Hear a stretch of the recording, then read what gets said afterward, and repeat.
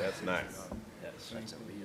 I'm going to call the meeting to order. Welcome everyone to the TBARTA board meeting. We're at the gorgeous Tampa International Airport, the best airport in the country, as we all know. Yep. And we, thank them for their hospitality. Cliff, can you lead us in the Pledge of Allegiance? I pledge allegiance to the flag of the United States of America and to the republic for which it stands, one nation, under God, indivisible, with liberty and justice for all. Thank you. Please call the roll. Jim Holton, Present. Cliff Manuel, Present. Commissioner Janet Long, Here, present. Commissioner John Mitten, Present. Commissioner Pat Kemp, Commissioner Reggie Bellamy, Present. Commissioner Catherine Starkey, Present. Commissioner Karen Seal, Rich McLean, Present. Mayor Kreisman will not be attending, and Mayor Jane Castor. And then David Gwynn. Here. Secretary Nandam is not attending as well. Okay, do we have a quorum? We do. Thank you. Commissioner Seal is just coming now. Oh. But before we get with our normal agenda, it is my great pleasure and honor to welcome Representative Jackie Toledo, who led the efforts to get our funding last year and ran the bill for us. As most of us know, she represents District 60 here in Tampa, which is mostly South Tampa.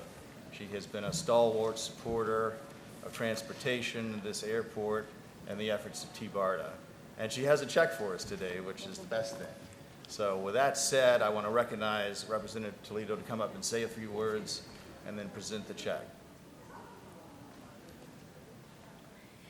Thank you so much for having me today, and I want to thank you guys for everything that you guys do and speaking in one voice, because that's important. And as you can see, the Governor DeSantis has given us the $1.4 billion for the West Shore Interchange Project, which I know is important to regional transportation and the economy of our region. So, and it's with the work of the TBARTA that we can have that happen. And thank you for all the innovation projects and looking at other alternative modes of transportation. I'm very happy to support you in the future. We just presented next year's appropriation request of hopefully we're getting the $2.5 million again. But again, thank you for all you do and speaking in one voice. And I would like to present the check. Absolutely, and thank you Thank so you. much for your help, and we look forward to continuing to work with you and the full legislature.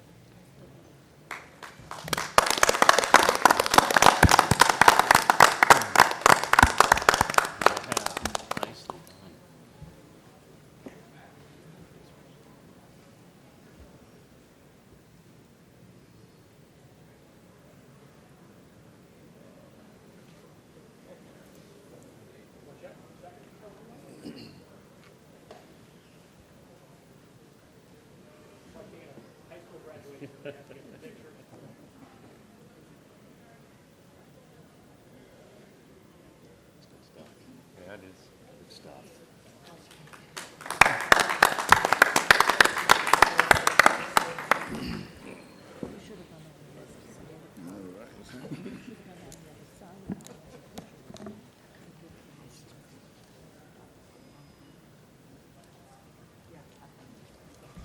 And thanks again for that shepherding of our project. First order of business is public comment. I have not received any cards. Are there any public comment?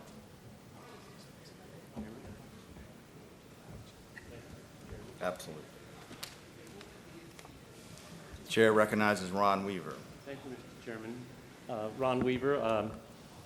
I'd like to encourage you to join us in one of the most important links in our connecting all of our region over the next 20 years, and that is a stakeholders meeting that was held this week as the first of many to decide what to do with bus rapid transit between downtown Tampa and the Palm Avenue terminus of the extended streetcar, now in the works with a $175 million application for funding to extend the free streetcar to Palm Avenue in downtown Tampa. This bus rapid transit study over the next few months will seek public comment regarding the ability to have a 10-minute bus from the Palm Avenue station at the terminus of the newly extended streetcar in downtown Tampa along Florida and Nebraska Avenues along Fowler to the University of South Florida. I know that you're studying magnificently the prospect of a spine connector between Wiregrass and St. Petersburg.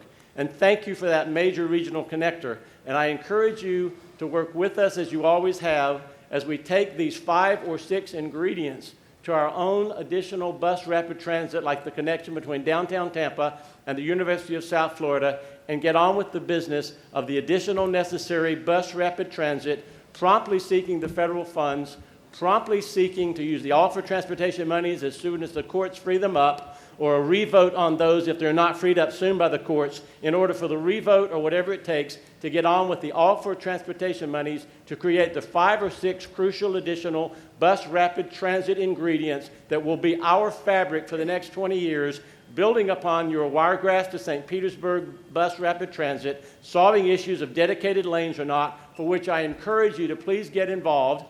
Please get involved in our studies for the next 2 months of what's going to be the nature of those 10-minute buses from the Palm Avenue terminus of the streetcar in downtown Tampa, as she is extended with that $170 million worth of funding from you and others, and especially the federal government and the state government, in order to connect that station at Palm Avenue and the terminus of the streetcar by Nebraska and Florida Avenue by bus rapid transit to the University of South Florida as one of the 5 or 6 crucial links of getting on with the expediting of the transportation of our region, for which you have met so nobly for the last few years, and about which I rise to this occasion, that we take these opportunities together and get involved in each other's needs as a region to make sure that these other bus rapid transit opportunities are given our first and foremost attention as we focus finally upon transportation as a region. Thank you for your leadership in that regard, and I rise to the occasion of one of those 5 links to make sure that our fabric is robust with respect to our ambitions with respect to connecting the region. Mr. Chairman, thank you. Thank you very much, Ron. Anyone else wishing to make public comment? Okay, none being heard, I will close public comment. The next item is the consent item. There is one correction that staff pointed out to me. SkyTran should have been called Beach-Tran, and Tom Nocera pointed this out to staff, so let the record reflect that in the minutes. Are there any other corrections to the minutes? None being heard, I'll accept a motion to approve. Motion. Second. But a motion, second. All in favor signify by saying aye. Aye. Motion carries. Information items. We are very happy to recognize Joe Lopano to give us an update on the airport.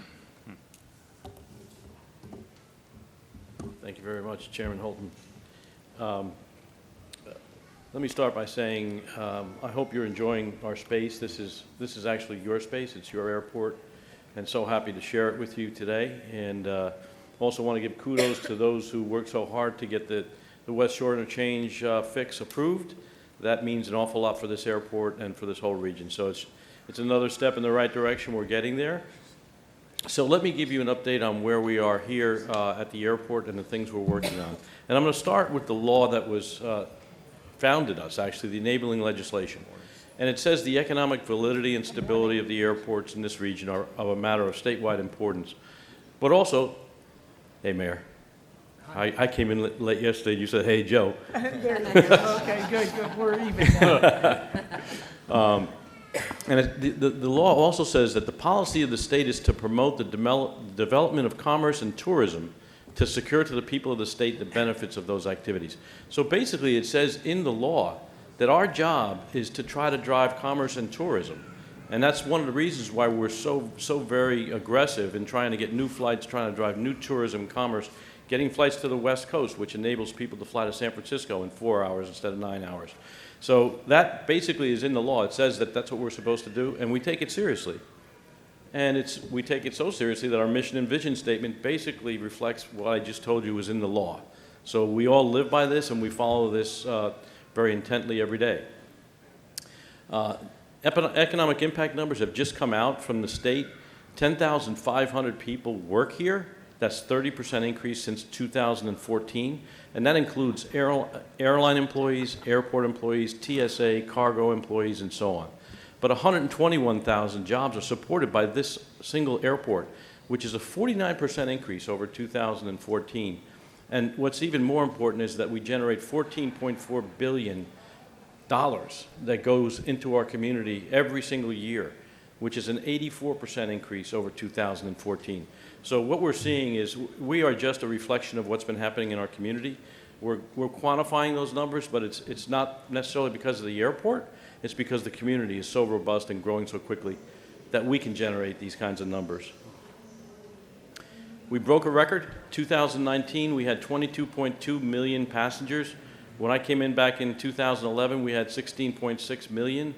That was right after what we call the triple perfect storm, the Great Recession. We lost 14% of our traffic in just 2 years, and we've now built up by 34%. We're back to a record. Our current portfolio includes service to 89 destinations, 71 domestic and 18 international. And you notice the West Coast now has Seattle, San Francisco, San Diego. We've added a lot of service. Seattle's actually doubled daily by 2 different airlines. You've got Alaska Airlines and Delta in there. So a lot of competition. And internationally, we've done extremely well. And we continue to be focused on it. Some of the bigger market highlights that I think are extremely important was Germany.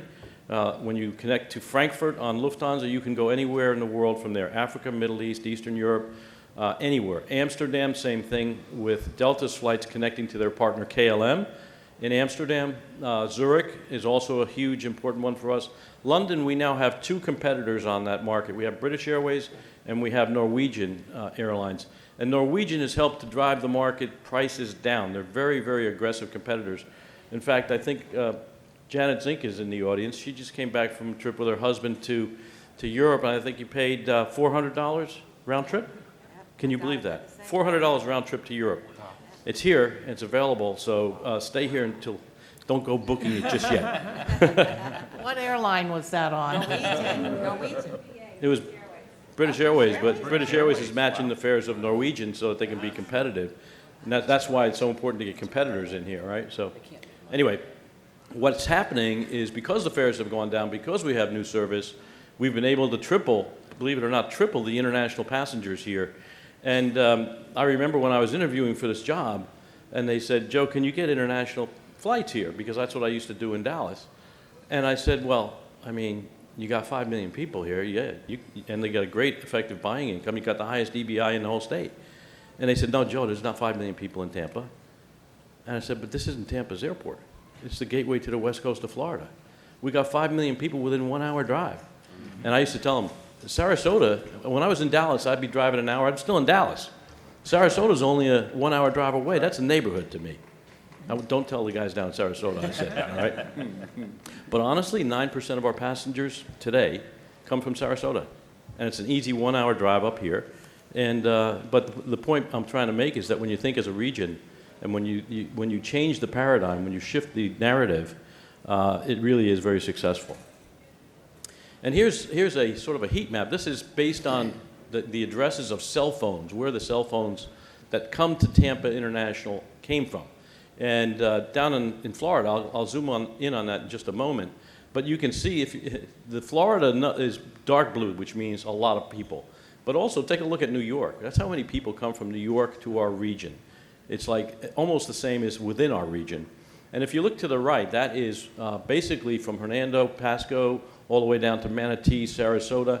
This is a regional asset. This is being used every single day by people from all of the counties. And it's important that we, as an airport, have thought regionally because we're basically serving all of these customers on a daily basis. And what we've done, and I think it's been, I know it's been successful, is we've tried to engage the entire community. That's what we did when we first came in, is said we have to work as a team in order to win. So we engaged with the Tampa Chamber. We engaged with the Tampa Bay Partnership, with the EDCs, Visit Tampa Bay. So when we go to see an airline, right, we go to see Edelweiss or Delta, we bring all of these partners with us, whether it be from Hillsborough County or Pinellas County. They are standing next to us saying, here's what I will do for you if you fly here. Here's how much money I will dedicate to this flight if you fly here. So when they see a community that has this much support from both sides of the region and people making real commitments with money, they can go to their boss and say, this is where I want to put this $200 million airplane, because I'm confident we'll get the support from that community. But it couldn't be done with just the airport. If just the airport walked in, we would not have the same success that we've had because we engaged all these partners. Talk to you now about master plan update, and I just want to start to talk about vision, and that's George Bean, first director. Guy was amazing. He's still, I brag about him all the time. I've never met him. He had vision and courage.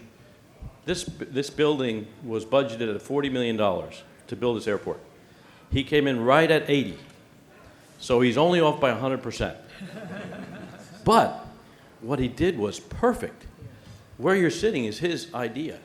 This is perfect. This design is not replicated anywhere in the country. And he had a vision of what it should look like. He called Westinghouse and said, I want you to build me a train that goes from one building to another building where the planes are. Where did you ever hear of an airport that had another building with the planes out there? Tampa was the first. That's the vision, that's our legacy, is that kind of vision. And so I challenge you today, what is the vision that we have now? And do we have the courage to pursue it like he did? So our master plan is required by the FAA, and basically it says that we're going to nearly double our passengers over the next 20 years, which is, really great, except for the fact that we have a lot of infrastructure needs to accommodate these new passengers. So we went about this master plan, and I told my guys, I said, you need to take into account our legacy of greatness when you come back to me with the master plan resolution. So we had problems, and they said, Joe, our roadways are congested, our curbsides are a mess, our parking, we're short on parking spaces, so here's the plan. So they came back and said, we're going to widen the roadways and we're going to build you another parking lot. I said, really? I said, is that what George Bean would have done? Does that live up to the legacy that we have here? And I said, well, you tell me now, why are the roadways congested? Well, there's a lot of people, rental cars going back and forth. They got rental car jockeys that have to move the cars down to the south. When they rent them up in the north, we got to move them all over the place. I said, okay, why are the curbsides congested? Well, people are crossing the curbsides to go to the rental car center. I said, well, what? And so why is parking so full? Why don't we have any parking spaces? They said, well, the rental car center is taking up 2 floors of our long-term parking garage. So I'm telling the planners, I said, why'd you bring back a plan like this? They said, well, because it's pretty cheap, we can afford it, and so on. I said, I'll worry about the money, you worry about the vision. So once I challenged them and said, we are unconstrained, I want you to come back and solve the problems we just outlined, they said, well, we want to move the rental car center to the south, and we want to build a people mover to get rid of the traffic on the road. Sound familiar? That's what we did. Phase 1 was all about decongestion. We built a 2.4 million square foot rental car center, which is the envy of the entire country. We have remote bag check there, so you can return your rental car, get rid of your luggage at the rental car center, get your boarding pass, and come directly up here and go out to your plane. You don't have to go down to the ticketing level or do any of that. We built a 1.4-mile automated people mover system, which is also the envy of many other airports in the country. And we expanded this area by 50,000 square feet. The shuttle terminals used to come into the building, if you recall. This used to be a dead, really uninteresting area that was full of chairs that never got sat in. We pushed the shuttles out, extended this building out here. And here's another thing, I'll talk about George Bean for just one more moment. We extended this building out, and we did not have to beef up the infrastructure below us. What does that tell you? The guys who came before us said they're probably going to want to enlarge this building, and they built it so that we could do that. That's vision. Oh, I got to go back. Phase 2 is the phase that we're in right now. That's the enabling phase, and that is a new office building, a 9-story building, and a curbside expansion. And the reason we're doing that is to prepare ourselves for a new airside. Once you get all the infrastructure to get people to the building, you can then build an airside to get them to an airplane. So this is Master Plan Phase 1. It was $981 million. We came in within 1% of budget. So I beat George Bean on that one. And the surprise, the pleasant surprise, is that we extended the curbside down at the rental car center, and we went from one bus route it's the 30 bus that served Tampa. And now we have more public transit, 5 new bus routes serving the airport from Pinellas and Pasco County. Who would have thought? Nonstop bus from downtown Tampa. I used to joke that we could get a nonstop flight to Zurich, but we can't get a nonstop bus from Tampa. That's not true anymore. We do have a nonstop bus from downtown. And we see all the time people getting off that bus with baggage. So people are using the bus. It's a $5 ride. They get off with their luggage. They go upstairs, check their bags at the remote check-in at the rental car center, get their boarding pass. So the phase that we're in right now, if you see construction or hear it, Master Plan Phase 2, it's a $543 million estimate at this point. It involves 2 major things, curbside expansion. So we're going to double our curbs and a Sky Center office complex, which I'll talk about in a moment. So this is a view of the new curbs that we're going to build. We currently have, everybody's used the red side or the blue side, right? Departures or arrivals. We're going to build a new red side and blue side express lanes outboard of those. And you can drop somebody off. If you already have your boarding pass on your phone or you already have a boarding pass, you're not checking bags, there's no point going to the regular curbsides and going into the ticket counter because you don't need any of that infrastructure. So we're going to build express lanes where you'll be dropped off at the express lane, not have to cross the existing curbs. You'll go directly up to this transfer level and go out to your airplane. Same thing on the reverse. If you arrive and you're not picking up bags from the baggage claim, why would you go down to the baggage claim? You'll go to the express pickup area and you'll go directly to your ride. And that might be Uber and Lyft. And this is another example of how we're adapting to the habits of our customers. And more people are using drop-offs. I'm sure, Mayor, in the city, you have to think about where the drop-off areas, and we never had to think about that 5 years ago, but that's the reality today, and it's not going to go away. And we think it's important that our customers can get Uber and Lyft at the curbside, so they don't have to walk a mile like in Atlanta to get to the Uber and Lyft. If this is what our customers want, then we'll find a way to provide it. This is what it might look like. This is a rendering of the blue side, and you can see it's a very, very airy, open place. You get dropped off, you'll go right in, up that escalator, and that blue tunnel there is the transfer level connector to the long-term parking. So it's all going to be brand new. It's going to be pretty spectacular. And I don't know if anybody's been recently to like Los Angeles or San Francisco, and you've seen the lines of how hard it is to get in and around, or Fort Lauderdale for that matter. You have to wind around different terminals to get to the terminal you want to be at, and it can take you 45 minutes just on airport property to get to the terminal you want to be at. We are able to do this. We don't know of any other airport in the country that has the ability to do this. Again, whether it's brilliance or luck, I'll take it. Here's the interior view with some artwork. It's going to be, Tampa classic. We have our Tampa standards. I'll tell you a funny story about Tampa standards. We're meeting with our airline partners, and sometimes we disagree with our airline partners, and I'll give you a story.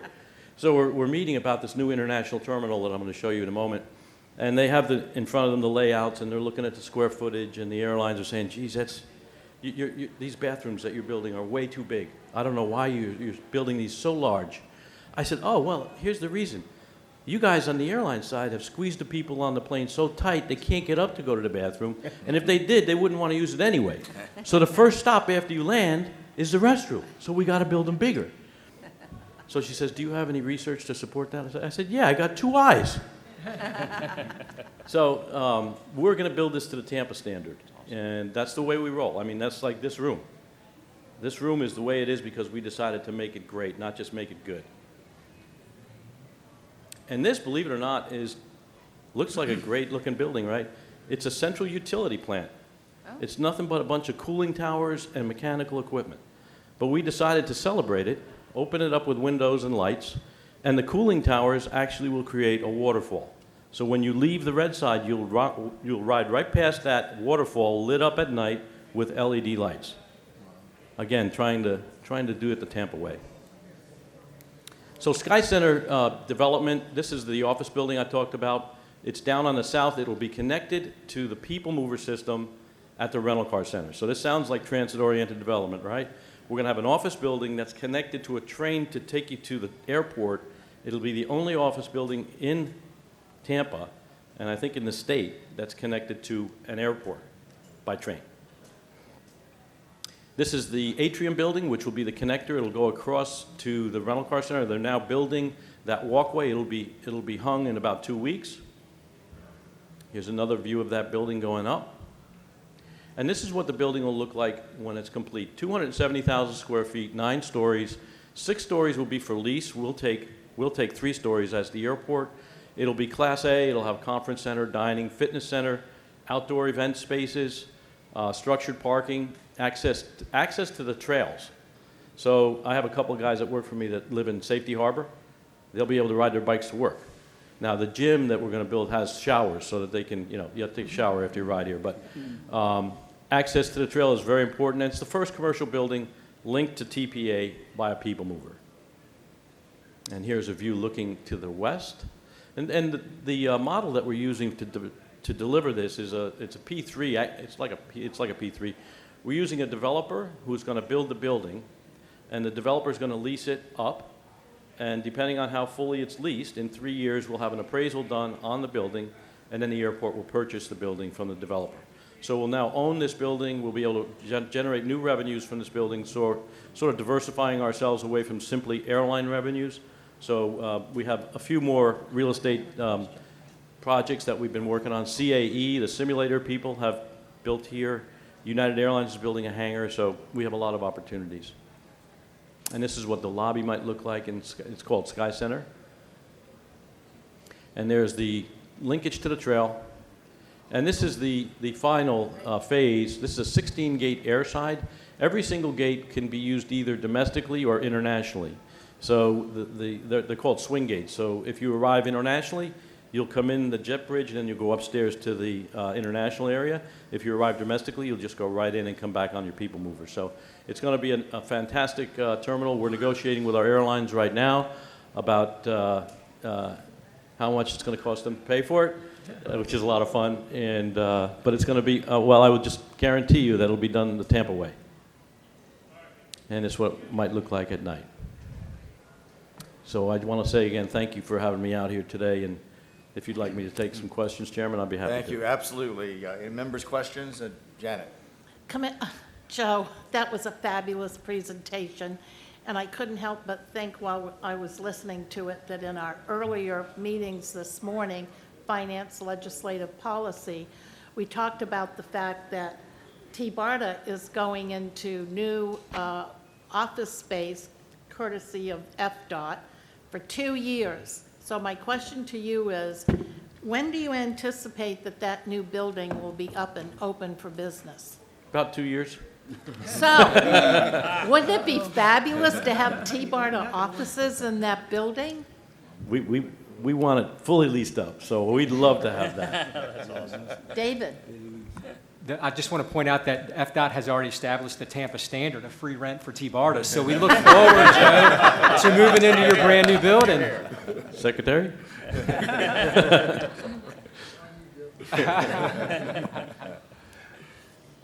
Yes, Pat?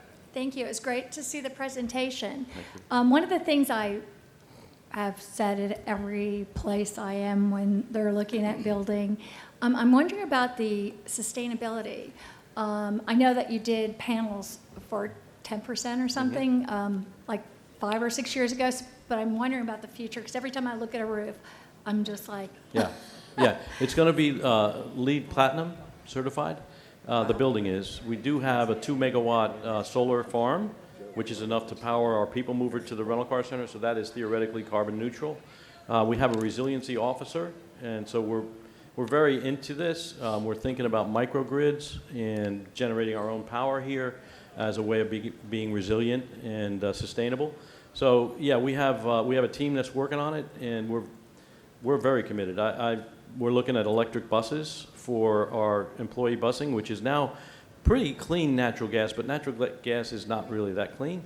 So we're looking at electric buses. We're actually working with various state agencies, federal agencies, try to get grants, and we think that in about 2 years we'll be able to get them 75% funded, because they're about twice as expensive as a regular bus. The Proterra buses, I'm sure you're familiar with them. So yeah, we're really involved with that, and we practice what we preach. Great. I really wanted to know more about that, so I appreciate that filling in. I do have one more question. Mm-hmm. And I mean, I look over there at the sign, and I've watched this for like the last year and a half. The local bus is never lit up, and I'm just wondering if that can happen, or is there a reason? You know, I have not understood. Yeah, well, we didn't get that right. And so we are doing a signage redo, and that'll be fixed in the next signage redo. So we got 99% of it right, but we didn't get the bus lit up. We'll get that fixed. I hope so, because I've been looking at it for more than a year. Yeah. And couldn't, and I, because of sunshine, can't really ask except in a public way, but I'd really appreciate that. Okay, That'd be yeah, great, we're going I to get it think. fixed. Mr. Chair. Yes.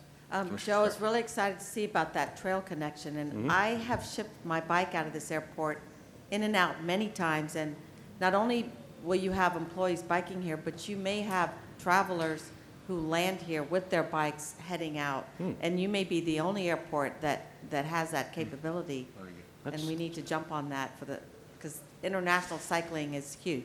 Yeah, that's a that's great very point. I cool. hadn't thought about that. Yep. Yeah, we are working on getting the bike-friendly business certification, so we'll have bike racks here where you can actually do like a tune-up on your bike and adjust the inflation and so on and so forth. We're working with the secretary on that, and we're going to make that happen. Chair? Yes. Joe, thank you. Fantastic presentation. I just want to send out a kudo, and as I look around the table here, I'm probably the one that has lived here the least. I've been here for about 10 years. Fantastic, absolutely astounding what you're doing here at the airport. But the kudo is, it still feels like our hometown airport. And I can't say that enough. I go out and brag about this airport everywhere I go. You do some great expansions here, but when you get here, it still feels like home. So I want to send out a thank you to you and your staff for doing that fantastic job. That's a great point. Thank you for saying that. I'll just leave you with one more story. Before I even started the job, right, I was at a football tailgate. My son played college football. So I'm at this football tailgate in Philadelphia, and a woman from Tampa was told that over there's the guy that's going to run the airport in Tampa. So she walked over to me and she said, "Are you Joe Lopano?" I said, "Yeah." And she said, "Don't you mess up my airport." I said, "Yes, ma'am." So I knew at that moment that I had big shoes to fill. That's awesome. So one more question. If you have another story, I'd love to hear that too. We are very excited about potential deployment of the air taxi, and I know I had a Right. meeting with you guys and Janet, and was very convinced that this can be a reality sooner than later. And we voted out through our committee today a resolution wanting to work with you and other stakeholders in the different Tampa Bay communities to try to maybe do a pilot project with that. So I hope we can continue that dialogue and potentially make that a reality, because we're going to have presentations from Bell and a variety of different vendors to come in and talk to us and to others. And I think this could be a joint, Tampa Bay effort of all the stakeholders to get together and make this whole community shine as a amazing example of what can be done in innovative transportation. I totally agree. I couldn't agree with you more, actually. And when I talk about George Bean, right, he was the guy that invented a train that goes out to the plane, right? And everyone thought, what are you talking about? This is what's happening. This is going to happen. And for this group, this body, to be out in front of that, I think is something that you should be very proud of, because that's what George Bean did way back when. We took the lead on something that nobody ever believed in. And I believe it's going to happen. I mean, technology, who would have thought 5 years ago that you'd put your 16-year-old daughter in a car driven by a stranger and you'd pay for it on an app? But that's the commonplace thing today. So you may very well be in an Uber in the sky. And so I will do whatever I can to support that. You have my word on that. Well, we thank you for that, and again, thank you for your hospitality for having Sure us thing. hosting us today. Thank you. Thank Have you. a good rest of the day. Thank you very See much. This is great.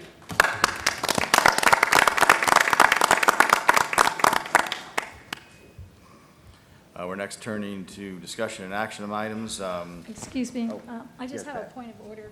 I know we approved the consent agendas, but, or the consent minutes, I guess. for the Commissioner, rest can of you us. push your microphone a little closer? Sorry. I know we approved the policy committee meetings for last month and legislative, but it has to be as not present on both of them when I was present. So I just. Oh, is that, that's in the public minutes? Yeah. In the, right? Yes, For that's the policy true. and legislative, Can your records reflect that? It can. It was due to the phone. right. But I was Yes. present by phone, Yes. so, yeah. Absolutely. Absolutely. If I could, Commissioner, and I think the problem was, in some cases, Jennifer wasn't able to record your vote when you were on the phone, so if you would get with Jennifer and make sure that the minutes reflect how you voted on each one of those items, so that the minutes are accurate and Okay. do meet the requirements of Sunshine Yeah, Law. as we know, it was difficult to hear. In Yeah. fact, Right. people weren't even, so, So I think that was part of the problem, so if you can just make sure that the minutes accurately reflect your vote. thank you. Thank you. Okay, moving along, the chair recognizes Rich McLean for a report from the Policy Committee. Right. To be frankly honest with you, we had an uneventful policy meeting. It rolled around fairly quickly, and then we closed it out. No actions taken on the policy meeting. Thank you. Thank you for that report. Next, Commissioner Janet Long is recognized for Finance Committee report. Thank you, Mr. Chair. I'll make my comments brief.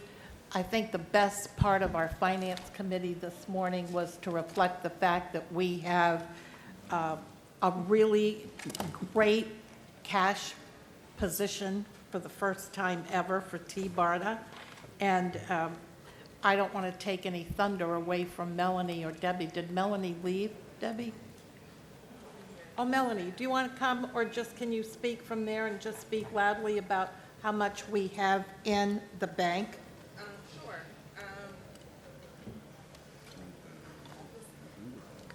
Real quick so everyone can hear me.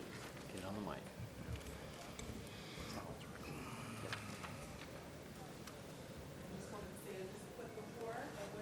Just like you did this morning. Okay. So this is this draft of the September 2019 financials, and we ended up in an actual deficit of $105,802.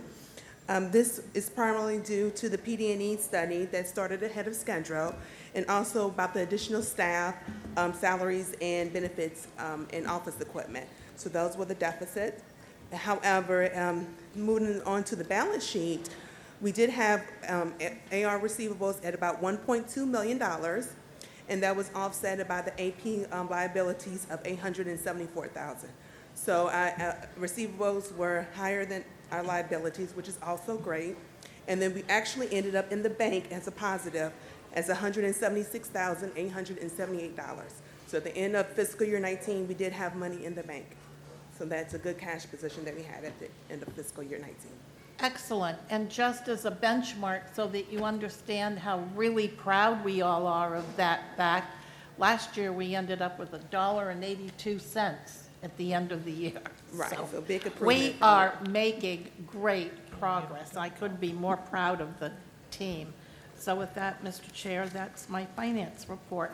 Okay, did we have a couple We of also- things, I motions? I apologize. We also heard from our executive director that there is an issue which we will vote on now, David, for your salary. And oh, no, we have to wait until our meeting That's the next next month so that we can notice it. But we did discuss the fact that our evaluations of David were done. He got a positive review, and he is in line for a 3% increase. We have the money, and it is budgeted for him to receive a 3% next year. So we'll be taking that up in February.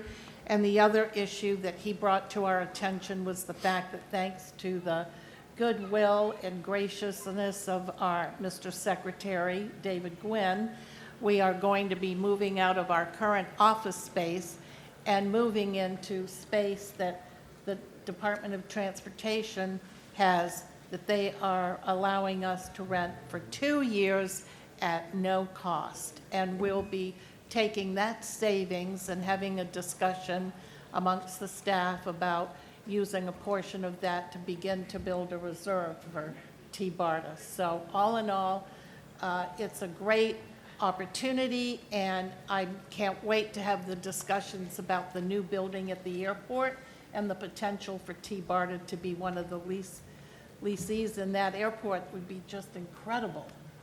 So that's the end of my report, Mr. Chair. I think there was one other item, and that was the the hiring of a procurement and grants officer that we were going to.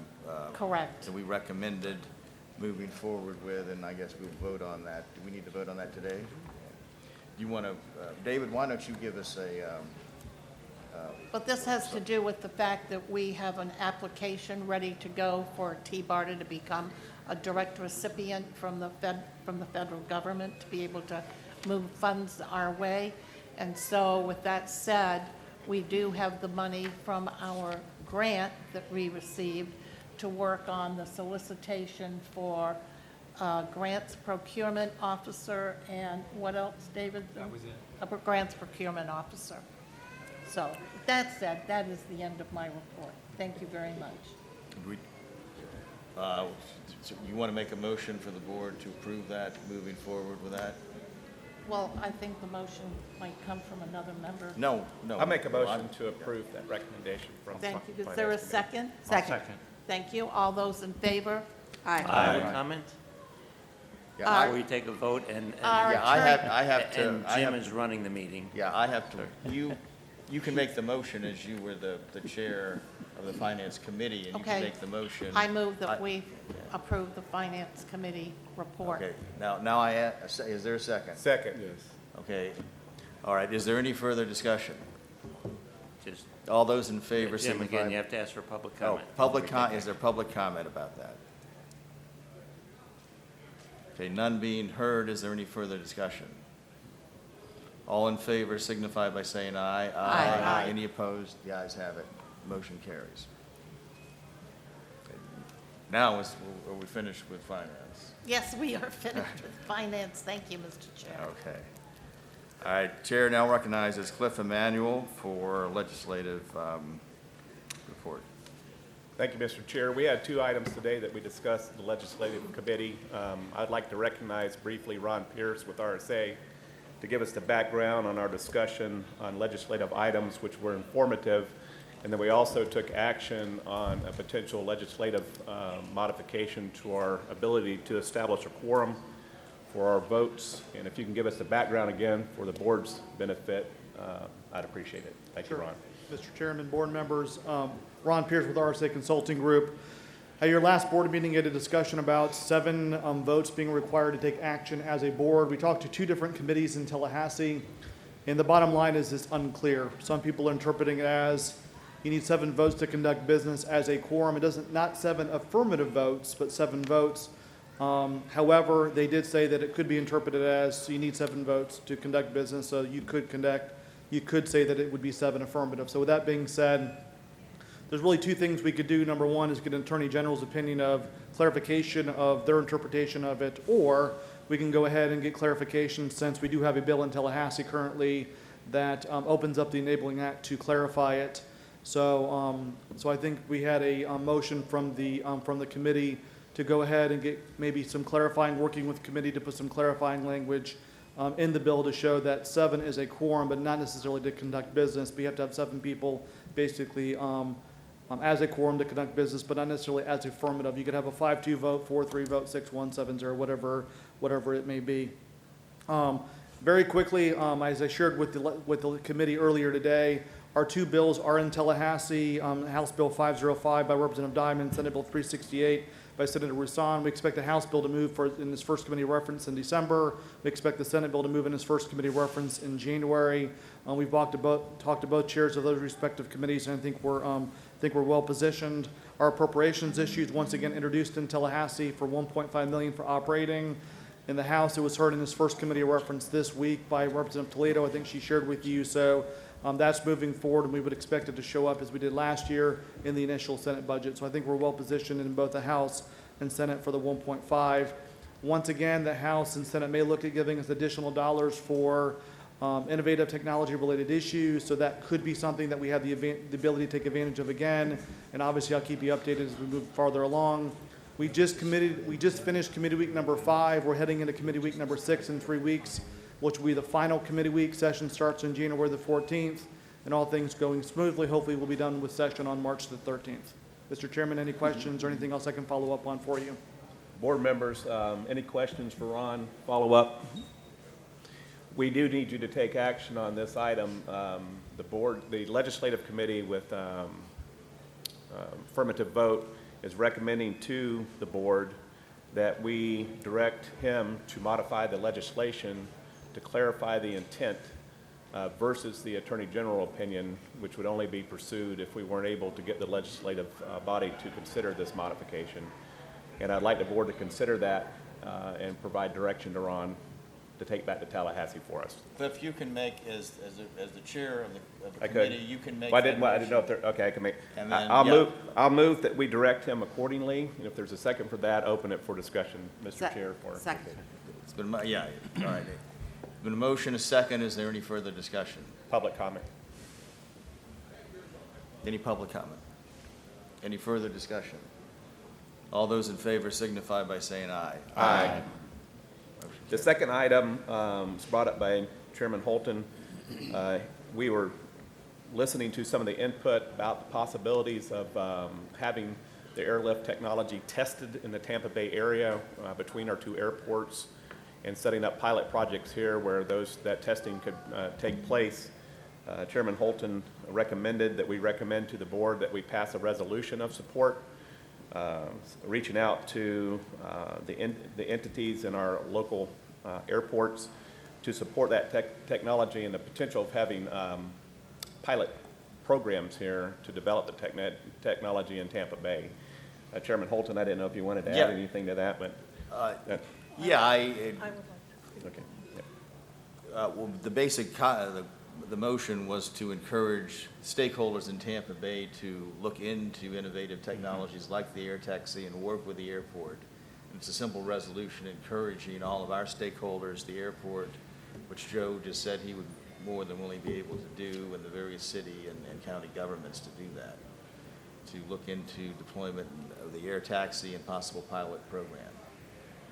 So, Commissioner Long, did you have some input as well? Well, I did because, I'm totally on board with that thought, Mr. Chair. I would like to ask us, though, to approve requesting our legislative lobbyist, Ron Pierce, to try to move forward to maybe, I don't know if we amend our appropriation, ask Ron, or if we encourage the legislature to do what they did last year and give us an additional $1 million to study these new and evolving emergent technology. It wasn't lost on me that Representative Toledo did make reference to 2.5, which would include that extra $1 million. So if we could somehow let them know we'd be really interested in that, I think that would be helpful to our effort. Agreed. Mr. Chairman, absolutely. I'm not sure if we need to change from your perspective. I think our request is the 1.5. Anything above and beyond that, we've had conversations with the Senate specifically about the opportunity of getting some additional dollars. 1 million was the number that was discussed potentially. And not limiting us, by the way, I know we talked about earlier, kind of like what they did this year is mention a number of technologies, which gives you all the flexibility on the ability to do some feasibility studies, see what fits into the regional plan that you all are developing as a board. Great, thank you. So with that background, I would move that we support the resolution indicating that these test projects and emerging technologies could be studied in Tampa Bay with our stakeholders.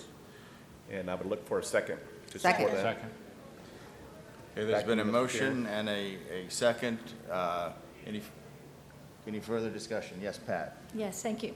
I just wanted to make my points that I made before. We were much more specific before in terms of what the department was funding, including at the last meeting, Hyperloop, gondola or tram of some sort for study, as well as these drone air taxis.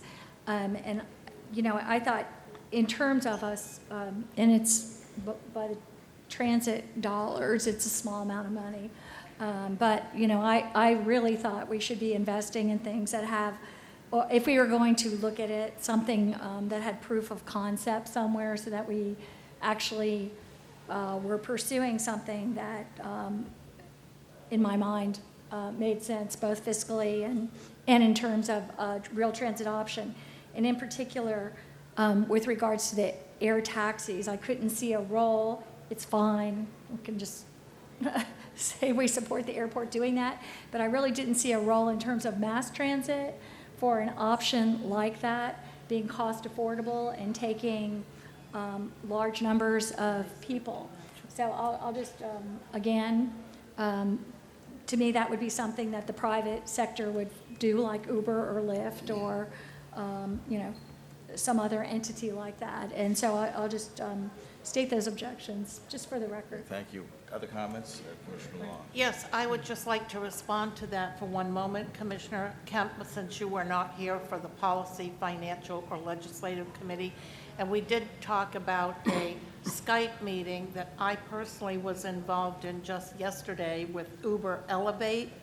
And they have, this is a technology that they are piloting in 3 different parts of the world. One is in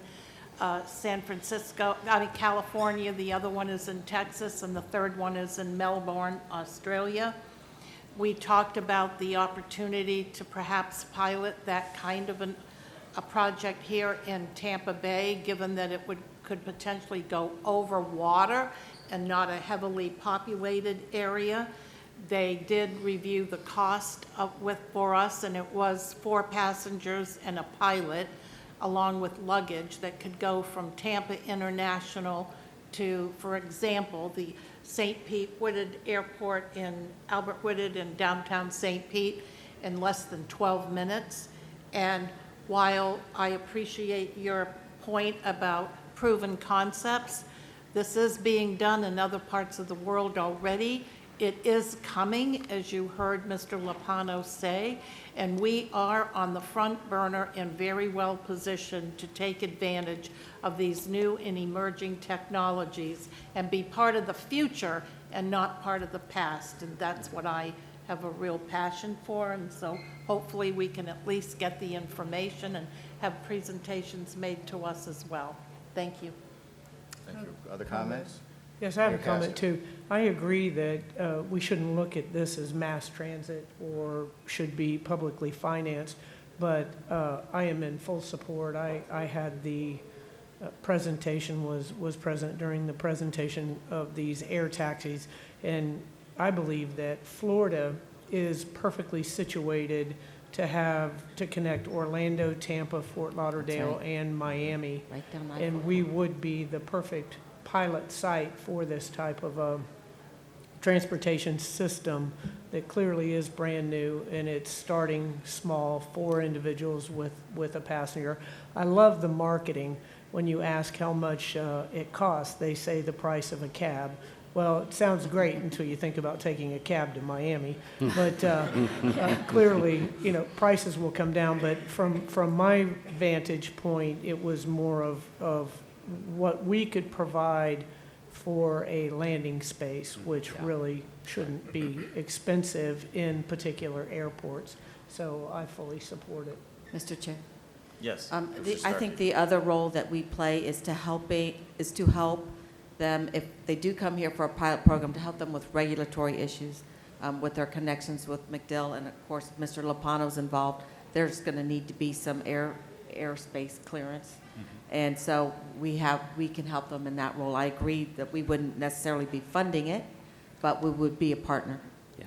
And we have some connections here in the Tampa Bay area who I think can help us further this along, and I've already reached out to one of them, and we hope to have some presentations in the near future. Thank you, Commissioner. Other comments? Commissioner Kemp. Yes, I'd just like to clarify, because there were 3 different technologies that were talked about last month in detail, each one. And the other 2 are what I was referring to in terms of proof of concept, the Hyperloop and gondola.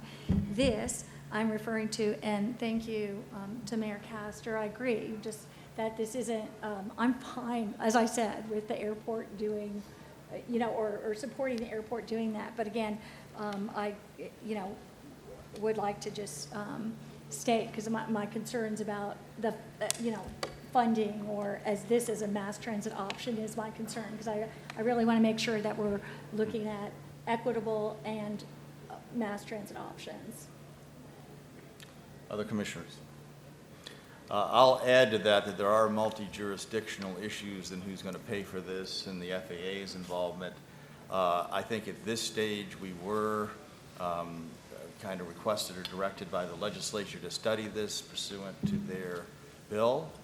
So I think we have to fulfill that mandate, and I think we have to do it vigorously and with enthusiasm. And I think that we're at the point now where some of these other jurisdictional issues in terms of actual monies being spent or so forth can be worked out down the road. But part and parcel of our studying this is to, since there seems to be a groundswell movement for it and potential partnerships with the private sector, to encourage those programs. So I endorse the motion as it's laid out here.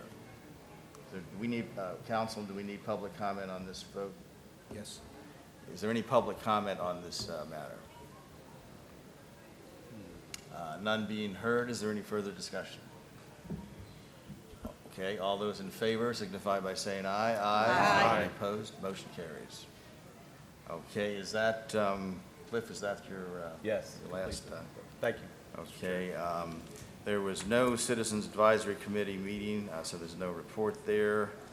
And I will recognize Kurt Schibel for the, yes, Commissioner. I just related to, because we just heard the legislative report, and we were, in part of that report was in terms of asking that we, as we go forward this time, to look at the legislature and the quorums and votes, but as well to look at offering to have the meetings by phone, the regular meetings as well as the policy and meetings. So I just would like to express some concerns. And I think what I'd like to do is see if we can move forward with a motion in terms of this. I, last month, traveled up to Newport Richey to go to that meeting that had 7 members in attendance. And I was called by many people, and they were frustrated because it wasn't streamed. So we're having these regional meetings where people don't have access. It takes basically the whole day to drive. For me, it took practically the whole day to drive up there, be present at the meeting, and come back. Public, in the legislative meetings earlier, the phone was, you couldn't hear it. That's the way we're giving the public access also. You could not participate in the conversation or hear it. And that is what we had to do there. Today, we couldn't have any kind of phone, apparently, phone access to our legislative meetings. So I just would like, as we go forward with this legislative agenda, I think that we should not be in any place, and that should be a top priority wherever we meet. That we can't go forward with meetings unless we have public access in terms of a regional meeting so that they can we're talking about new technologies, so I think we need to have, I'd like to make a motion that we always have phone access as well as streaming of every single meeting that we have, because these are regional meetings and people cannot be from Manatee to West Pasco for the day just to witness what's happening. So I'd like to make that motion that we have that as a requirement of our meetings. I would second that wholeheartedly. Discussion? And I apologize for what happened up in Pasco. We have a contract with USF to do all our live streaming. And the gentleman who is in charge of that was off that day. And so we had nobody to run the equipment. We did not, our IT department did not know he was not going to be there that day, and they were scrambling. So what they ended up doing was taping it and then sending it out for posting after. But agreed that it should have been broadcast. And we, if you saw me on the meeting that morning, that's what I was crazy trying to fix on my phone, because the gentleman was not there from USF that day, so we couldn't do it live. And it wasn't meant as a, and thank you for that. It wasn't meant as a criticism, but I just think that this body, more than almost any, especially if they're asking about connecting by phone to meetings, to not be able to even hear as a board member, what's going on the phone, much less the public. And to not be able to see it by streaming and to have, I had a lot of people that were calling about that. So I don't think we should, I think that has to be, and I'm not criticizing any particular condition because it's happened multiple times, but I think we need to have something in place where I don't even think we should meet if we can't have that clarified so that we have public access and transparency. Members, other comments? I have a comment. I just want to make sure I was one of those individuals that couldn't call in. But when we were talking about that, there's a lot of things behind the scenes that has to take place, and I think we need to be mindful of that. I think we're about to pass a motion in that direction, but the different sites and locations that we're meeting at, I think we need to be mindful. There are different levels of technology at different locations, and I know we may eliminate some spots, but I think that would be tough for us just to jump into it. I may think that that should be what we intend to do, but if we pass the motion today, can we consider a time to put everything in place? Because I'm not necessarily sure. I know we're pretty decent in Manatee County. I know TBARTA is going to be there on January the 17th, but I have an alert in the back of my mind. Now I want to ask some questions for my home area to make sure that we can accommodate. And I think before we pass that motion right now, some other work behind the scenes need to be done and considered. That's just my thoughts. Okay, other members? I agree. Mr. Starkey. So, Mr. Chair, we could direct staff to look into what items would need to be done in order to provide the technology input that we want. We're also just asked our legislative authority to allow these call-ins to happen both at board and committee meetings. So maybe we could challenge David to come back and say how it's going to work, what kinds of things we need to make it work, so that when we pass this motion, we actually have direction to follow as well. Mr. Chair, one more thing. I do want to say I am in favor of it, but I just know behind the scenes there's a little bit more work that needs to be done. A lot of things are easier said than done. Pat, that said, would you be comfortable with tabling the motion to the next meeting until they do some staff I will testimony? do that. I do think I wanted to raise it because I really think there has to be a sense of urgency and importance about this because I do think it's happened multiple times. I have done this also with some meetings, particularly in my county, that had the same issues. But I think, too, if we find that places are challenged, and I appreciate that, but that maybe the priority needs to be then on having a central location that can do it. Just because I think it's not for anyone following it from the region who wants to get information that it's not available to them. So, Mr. Chair, before we table the motion, could I just make a request that for the individual members who serve on this board who want to host our TBARTA meetings, maybe we could take the initiative to give a list to the chair of those facilities that do meet the requirements so that we all take a responsibility in making sure that happens. I know I can come up with a list right in my head right now of several places within Pinellas that would be able to facilitate public meetings and have many, many, many times. And so I venture to say that most of us here could do that as well. And that way we don't have to table the motion. We can have a sense of urgency, supply you with a list, and move on.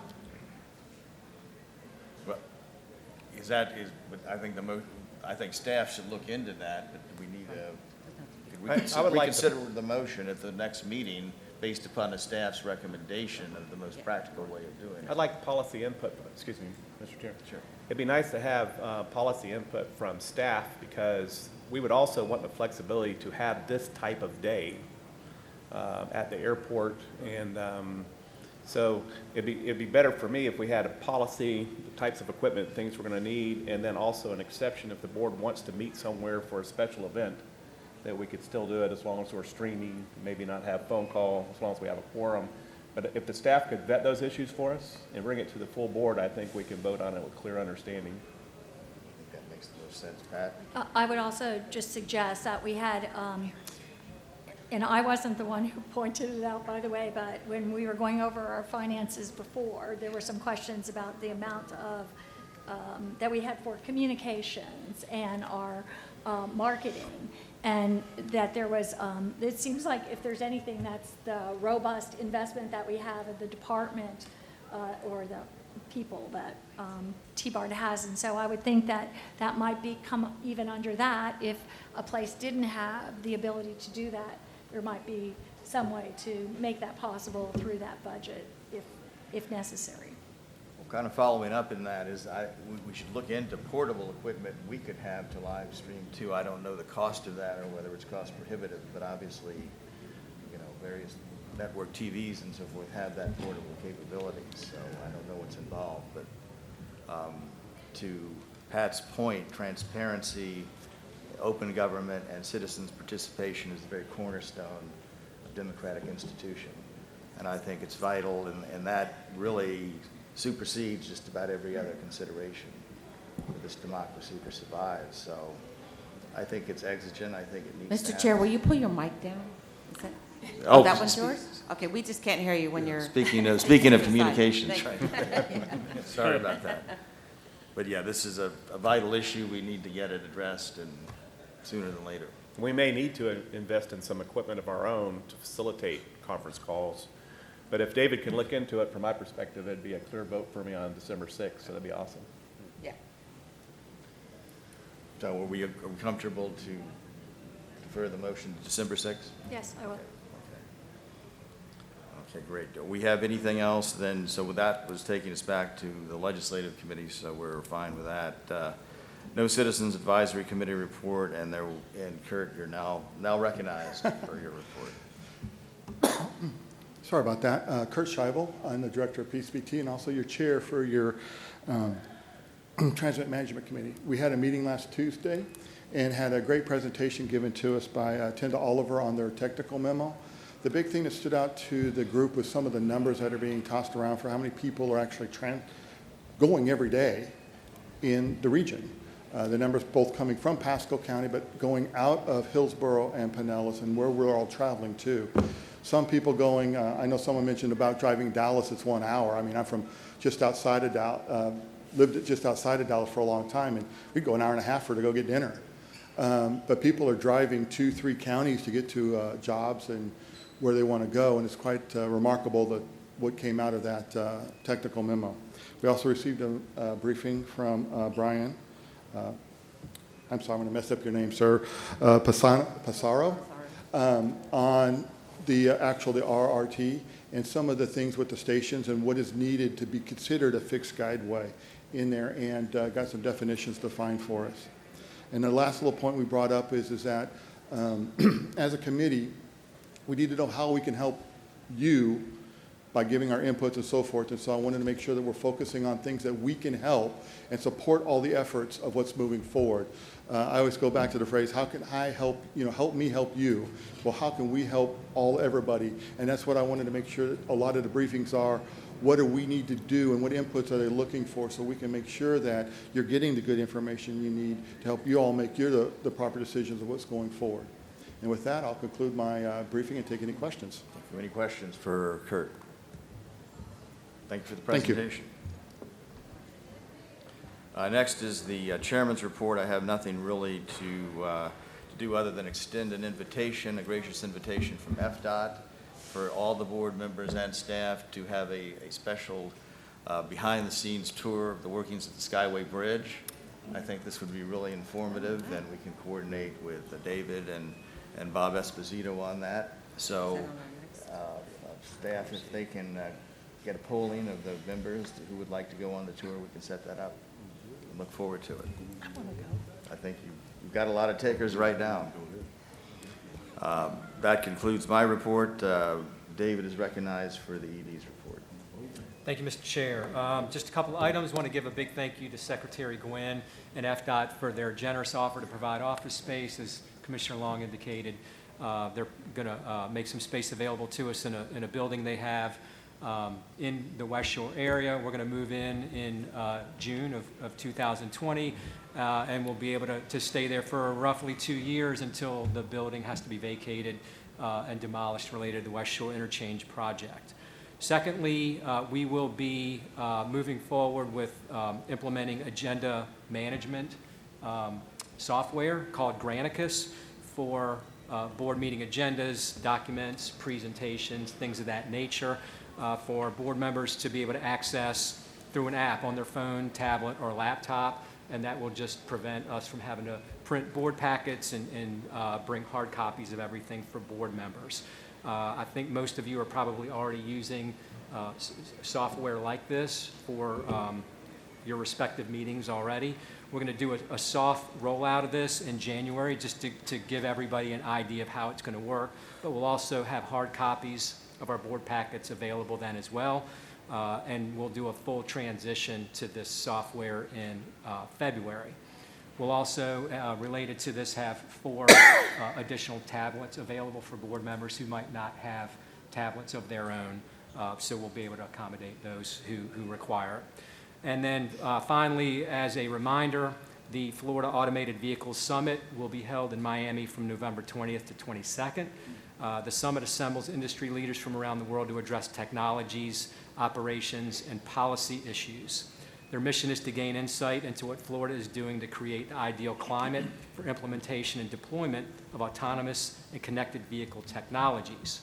There will be demonstrations, exhibits, and educational sessions on automated, connected, electric, and shared mobility, and would encourage any of you who are available to attend to please register if you haven't already. That concludes my report. Can you go over the future meeting subjects now in your report? Yeah, let's go. Sure. These were some suggestions that were made in previous meetings. Presentation on intermodal centers, state-funded transit service, which relates to transit services that are provided elsewhere throughout Florida that are in fact funded by the state. Another presentation on gondolas or cable-propelled transit, which is one of those modes we are studying in the Innovative Transit Technologies feasibility study. And then we'll also plan a presentation on the Pick My Kid program. Okay, thank you. Any questions for David? David, I think Commissioner Long at least, and I don't know if Commissioner Kemp, Commissioner Seal, or anyone else is going, but we are going to be down in South Florida for our FAC meetings, and I definitely think we could make some time to come over. Are any of the other commissioners going down for? For the autonomous vehicle? Yeah. Yeah.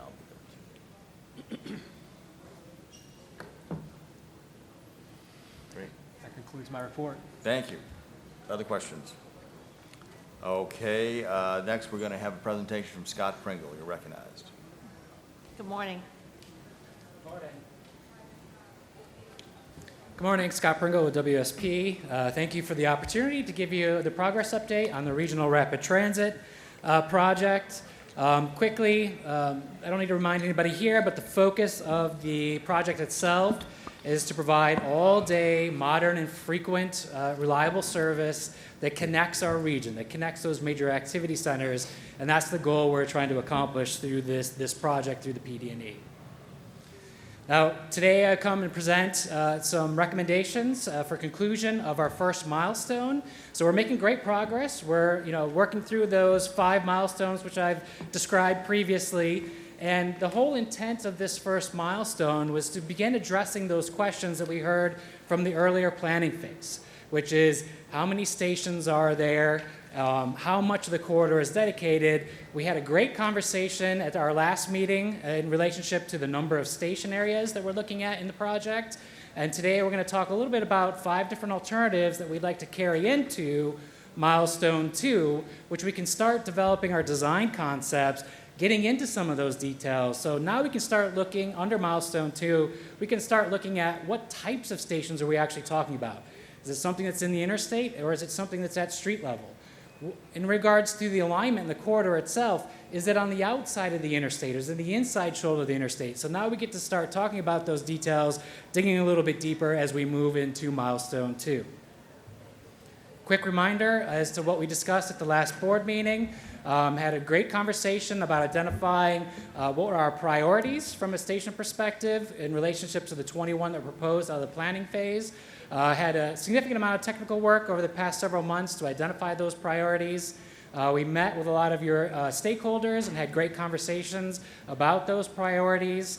I won't go too much deep into detail, but remind the board today that the stations that we're looking at moving forward are those that are listed here on the map. So from top to bottom, we're looking at State Route 54, State Route 56, Bears Avenue, USF or Fowler Avenue, Waters Bird. We're still evaluating a potential 13th station, which could potentially be a solution for connection to the Tampa Seminole Heights area. Outside of that, downtown Tampa, Himes Avenue, West Shore, Gateway Carillon area, 62nd Avenue, Tropicana Field, and 4th Street. So those are the 12, possibly 13 stations that we'd like to move forward into Milestone 2. So what I'd really like to discuss with the board today are those 5 alternatives. So we're going to use those 13 station areas, 12 to 13 station areas, and now we're going to start looking at the alternatives and how we move that into our initial design concepts.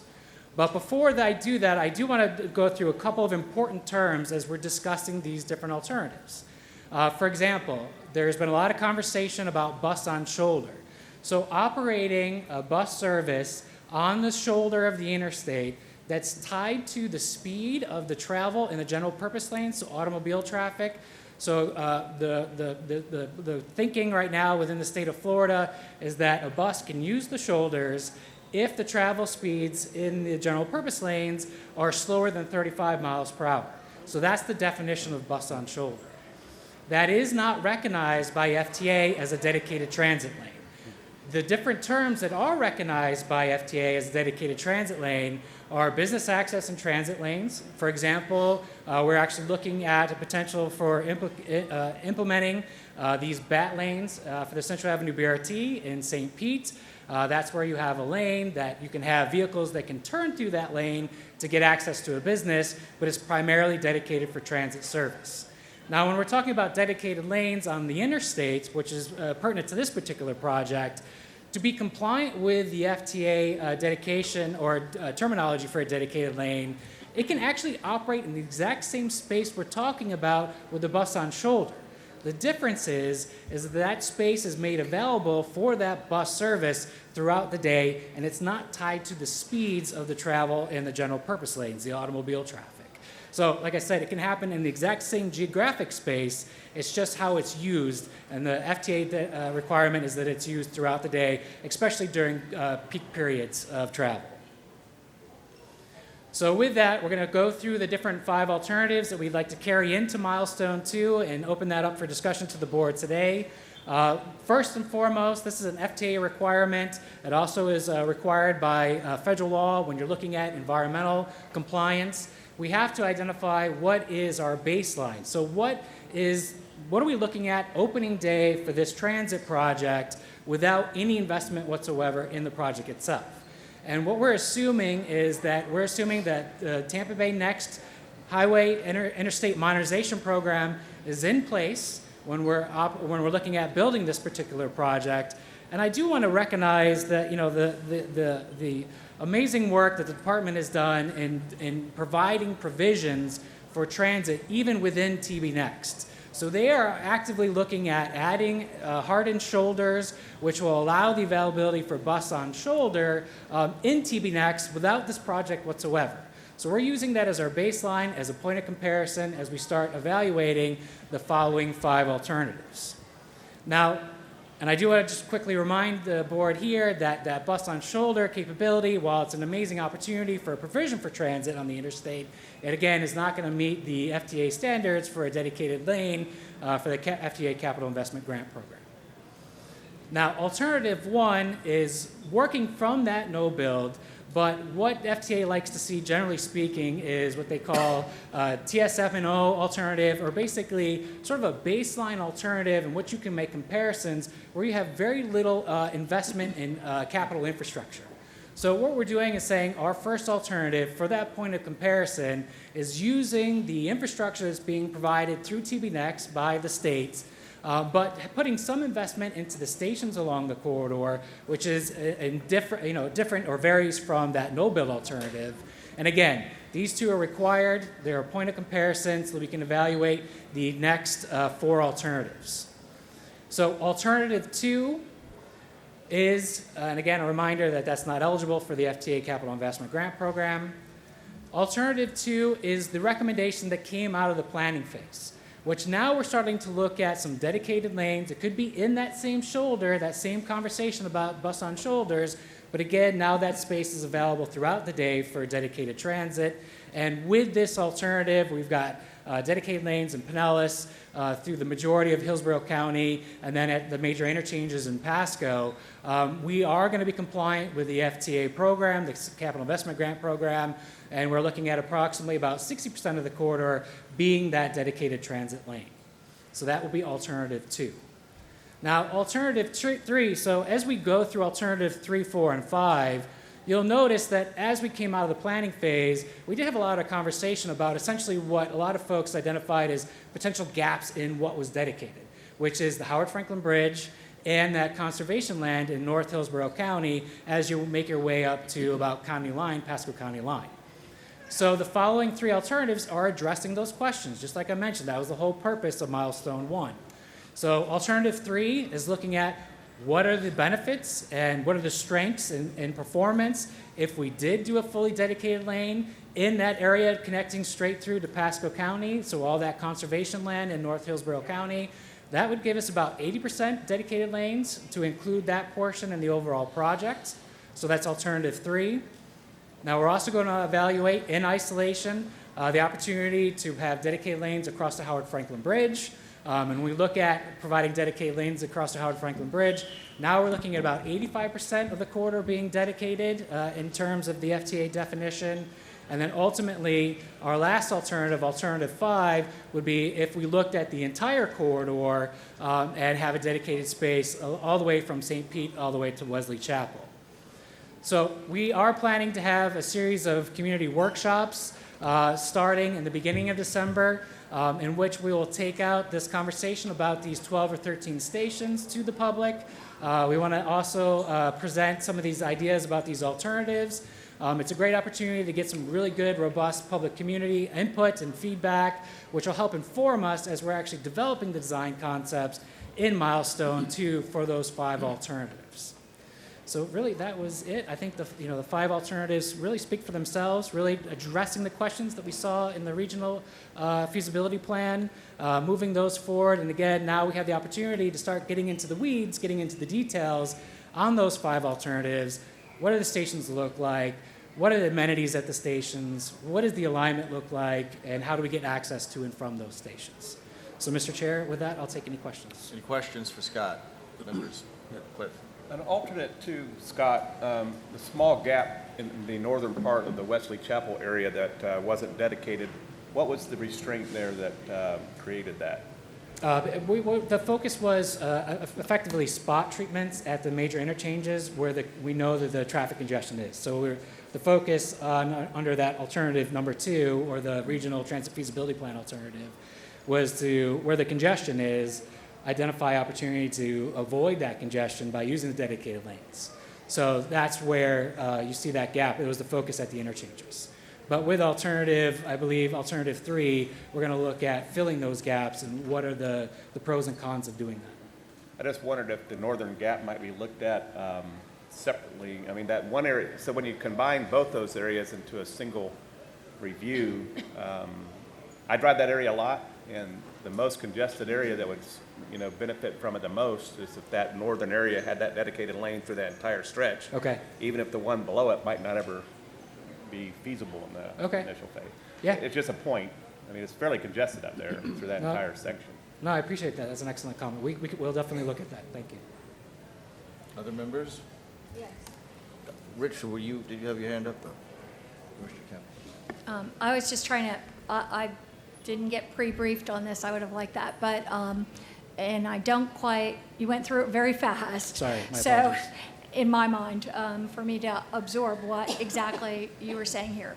So basically what you're saying is bustle and shoulder would not count at all as a dedicated lane, which I would never expect it to count as that. So that wouldn't be eligible for any kind of FTA transit funding match, correct? Correct. So we're looking at the potential for either a new starts or a small starts application within the Capital Investment Grant Program, which is that FTA Transit grant program. And for dedicated BRT, they do have policies as to what is constituted as dedicated versus not. Okay. And what is dedicated? If you could go back to the slides, if you did. Which one in particular? Well, a few of them. Sure. So if you go back to get what's classified as dedicated, you can look at express lanes, mixed traffic, or freeway BRT lanes. Is that the way that's Yeah, reads? so this is the concept coming out of the Regional Transit Feasibility Plan. Those purple lines are where we're assuming there's dedicated transit lanes. That green section across the Howard Franklin Bridge was the concept of just using the express lanes that are being provided within the rebuilt Howard Franklin Bridge span. And then the blue in Pasco was actually in mixed traffic. And that's where we get the entire 41 miles. 60% of that would be dedicated, those purple lanes or lines on the map. And the requirement for FTA is 50% dedicated to the corridor to be eligible for dollars.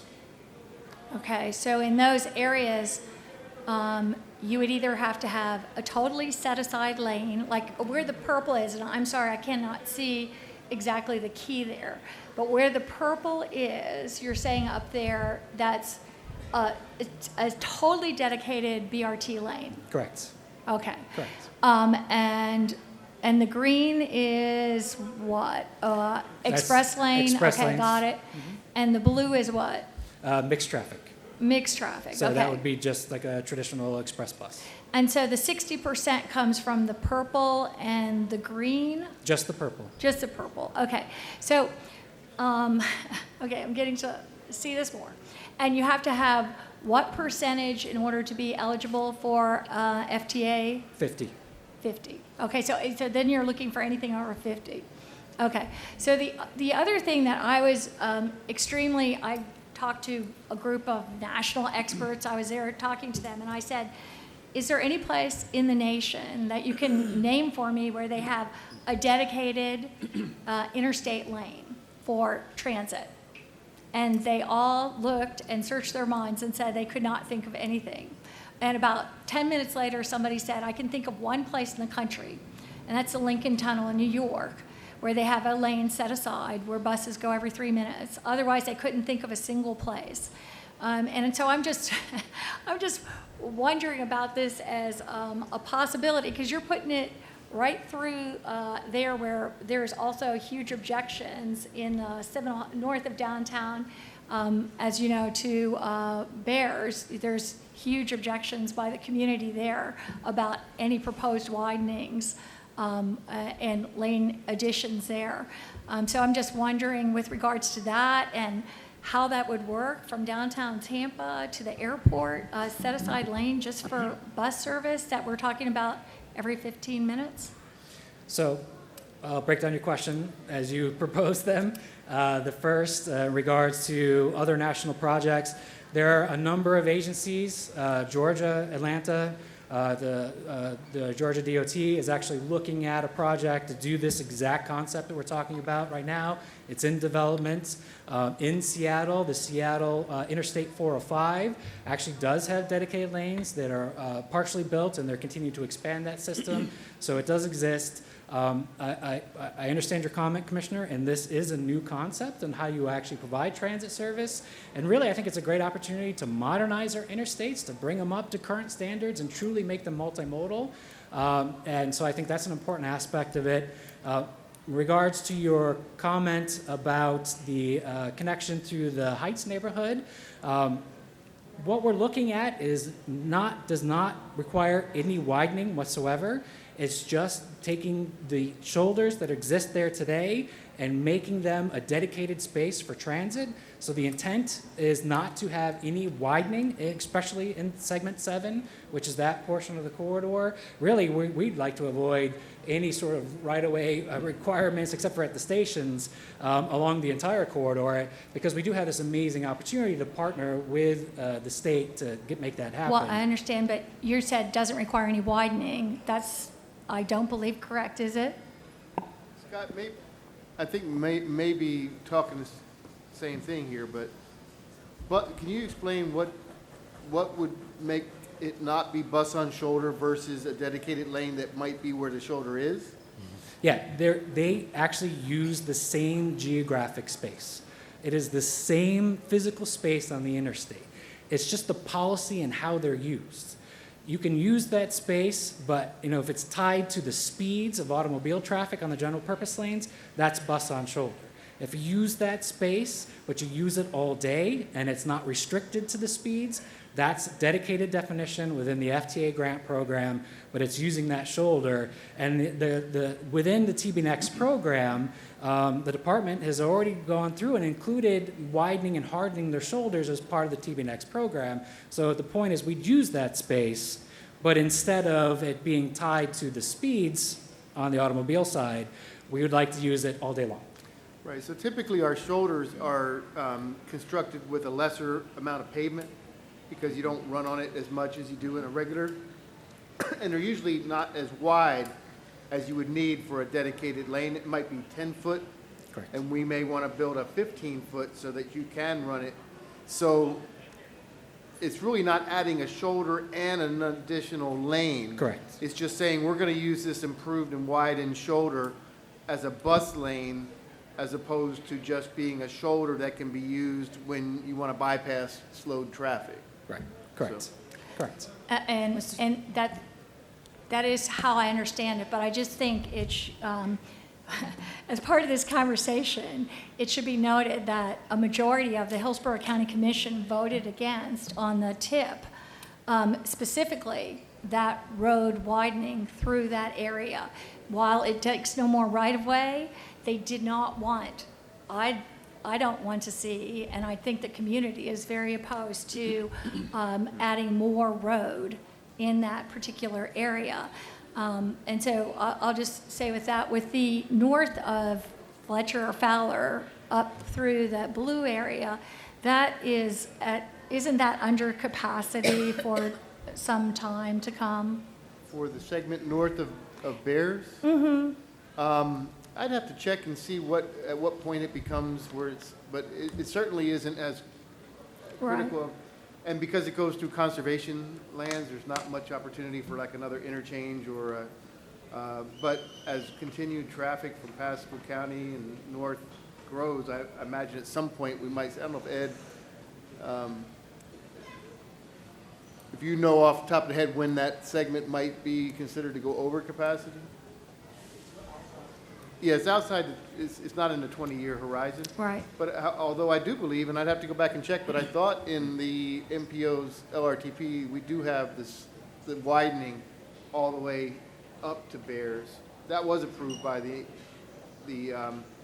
MPO, and the segment between I-4 and north of Hillsborough Avenue is actually in the tip to be constructed starting in basically not this fiscal year, but the next fiscal year. So that improved shoulder, at least up to Hillsborough, should be in place starting construction in about 1.5 to 2 years. So, and we see this, this was an option that was brought to us. We're going to look at the study. We obviously haven't made any predetermined, what we will or won't allow, but we see it as an option.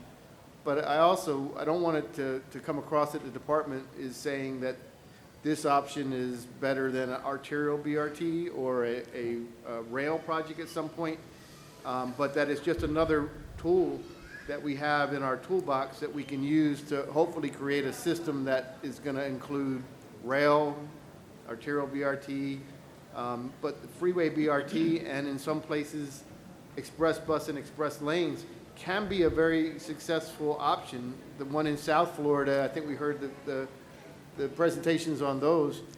They're moving as many people on the express lanes, express bus and express lanes in Broward and Dade County as they move currently on Sunrail. It's not saying that you got to be one or the other. It can be both because they also have Tri-Rail and they have other things. So it's just a lower cost alternative that you can add into the transit mix. And we're going to fund a lot of it through highway funds, which helps to lower the cost for the transit project. I'll just say under if I- that option, I think there'd be significant opposition. But. And if I may respond to that, Commissioner, and- we're very well aware of the concerns in the community, and we want to make sure we take our time to listen to the community and that we're effectively addressing their concerns.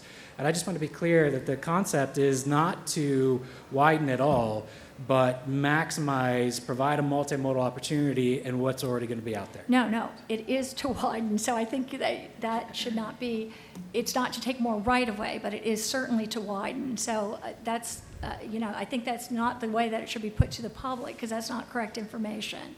That is utterly not Well, accurate. this project There would not be wide- focused on a There widening. would be some widening of the pavement, but what we did was, and if you remember going back, and we've tried to be very sensitive to the community. I understand. In fact, a few years ago, under the old TBX, we were going to be widening and putting express lanes on that segment through the Seminole Heights and north, and we were going to take 250 parcels at the downtown interchange.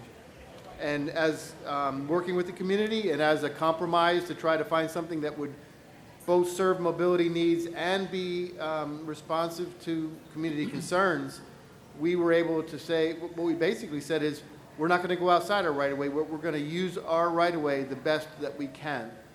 And so it's kind of a little semantics. Are we widening the road? We're widening the pavement. But from the people that are outside of the right-of-way, first they'll be getting sound walls, which they don't have now, which should help in some regards. But we want to use our right-of-way to the greatest extent that we can. And this option that they're talking about does stay within the existing right-of-way, which was our goal.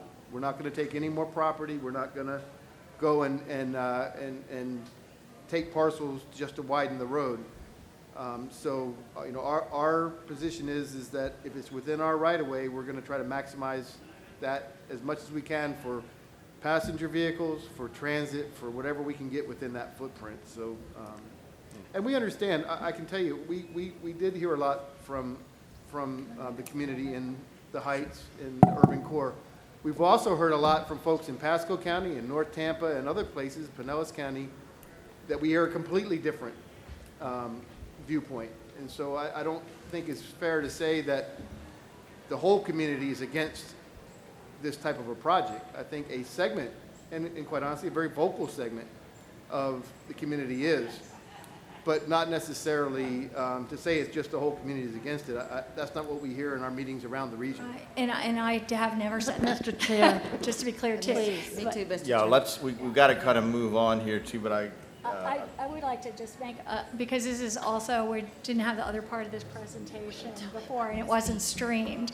So just in terms of the stations too, just to be clear, when you didn't go through the stations this time, but again, I know you had one station that was located in Seminole Heights, Tampa Heights, and again, there are community objections to that. And I know that you said it was a low ridership station anyway, so, I'll just express that again. And also, as I had expressed before, any kind of, I think it would be misguided for us to do any infrastructure within the interstate in terms of. we're getting beyond the scope kind of of our talk here, so let's move on. Thank you, There are a Mr. couple of Chair. I have a other question. Commissioner- And I think you may have answered it, but on these BRT lanes, would it be possible that our van pool vans can also use that lane? Because I think that would be a real attractor. And I wonder if there's such a thing as private transit that could also take advantage of that. There are some nuances to the way the FTA looks at the use of that lane and make sure that it's still compliant with their particular policy.